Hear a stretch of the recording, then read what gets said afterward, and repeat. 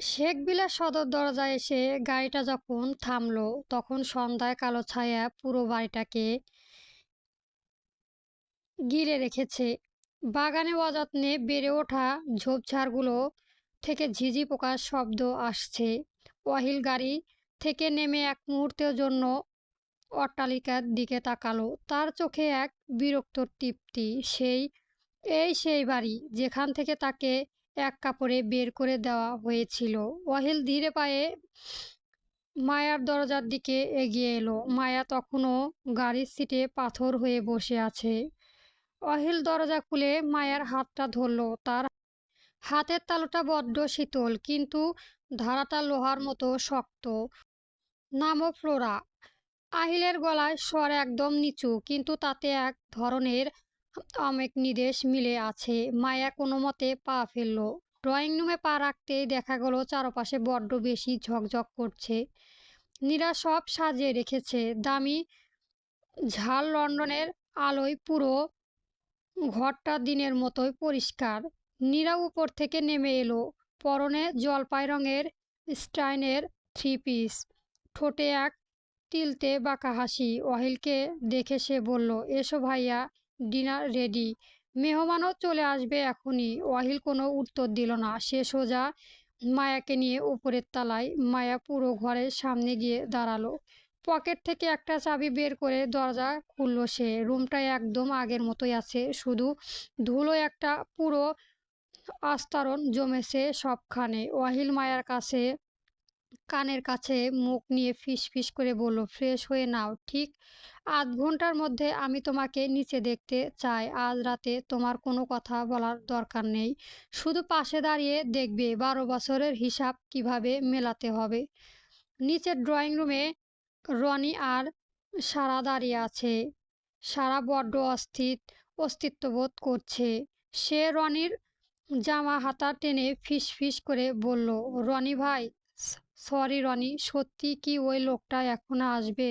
ওয়াহিল ভাইয়া তো তাকে দেখলেই হিতাহিত জ্ঞান হারিয়ে ফেলবে। রনি তার জ্যাকেটে পকেট থেকে একটা ছোট গ্যাজেট বের করে চেক করতে করতে বলল, ওয়াহিল বস এখন আর আগের মতো কিশোর নয় সারা।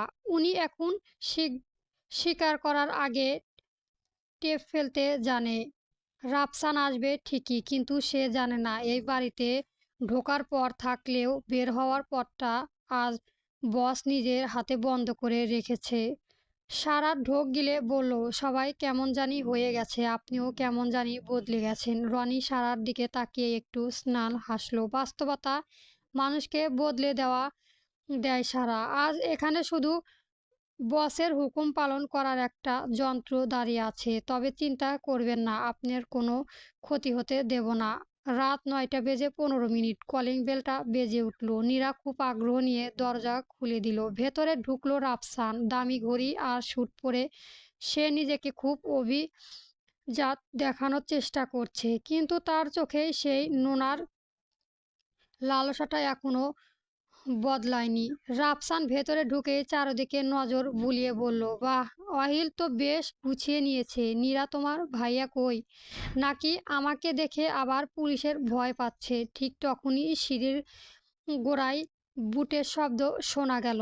অহিল নেমে আসছে। তার পরনে এখন শুধু একটা কালো শার্ট, হাতা গোজা কনু পর্যন্ত গোজানো, যা ফর্সা শরীরে যেন চকচক করছে। হাতের শিরাগুলো রাগে ফুলে আছে। তার এই লুক দেখে নীরা আর এক দফা তার প্রেমে পড়ে গেল। কিন্তু অহিল যদি দেখে সে আবার তাকিয়েছে, তাহলে আস্ত রাখবে না, এটা ভেবে নীরা তাড়াতাড়ি নিজের চোখ নামিয়ে ফেলল। অহিল ড্রয়িং রুমের মাঝখানে এসে দাঁড়ালো। রাফসানকে দেখে সে একটু বিচলিত হলো না, বরং ঠোঁটের কোণে একটা তাচ্ছিল্য হাসি ফুটিয়ে বলল, পুলিশকে আমি কোনোদিন ভয় পাইনি রাফসান, ভয় তো পেয়েছিলাম তুমি। তাই পুলিশের পেছনে টাকা ঢেলে নিজেকে বাঁচিয়েছি। কিন্তু আজ এখানে কোনো পুলিশ নেই, আছে শুধু আমি আর তুমি। রাফসান একটু দমে গেল, কিন্তু পরক্ষণেই নিজেকে সামলে নিয়ে বলল, পুরনো কথা থাক না ওয়াহিল, আমি তো আজ বন্ধুত্বের হাত বাড়াতে এসেছি। বন্ধুত্ব? আহিল অট্টহাসি দিয়ে উঠল। শয়তানের মুখে আল্লাহর নাম মানায় না রাফসান। আহিল ওপরের দিকে তাকিয়ে চিৎকার করে বলল, ফ্লোরা, নিচে এসো। মায়া ধীরে পায়ে সিঁড়ি দিয়ে নামছে, পরনে সেই নীল জামদানি শাড়িটা। ওকে দেখে রাফসানের চোখ দুটো চকচক করে উঠল। সে অপলক দৃষ্টিতে মায়ার দিকে তাকিয়ে রইল। অহিল রাফসানের খুব কাছে গিয়ে দাঁড়ালো। তার শ্বাস এখন রাফসানের মুখের লাগছে। আহিল একদম নিচু স্বরে বলল, কি দেখছো রাফসান? ও এখন আমার অর্ধাঙ্গিনী, ওর দিকে এভাবে তাকানোর অধিকার তুমি রাখো না। আহিল মায়ায় হাতটা টেনে নিয়ে রাফসানের সামনে দাঁড়া করলো। মায়া ভয় কাঁপছে।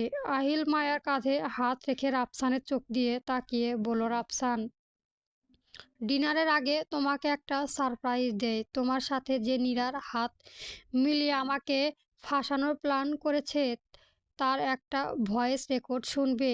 নীরার মুখটা এক মুহূর্তেই ফ্যাকাশে হয়ে গেল। ড্রয়িং রুমের আবহাওয়া যেন হঠাৎ হিমাঙ্ক ছুঁয়ে ফেলল। রনি ইশারায় দরজার সব লক চেক করে দিল।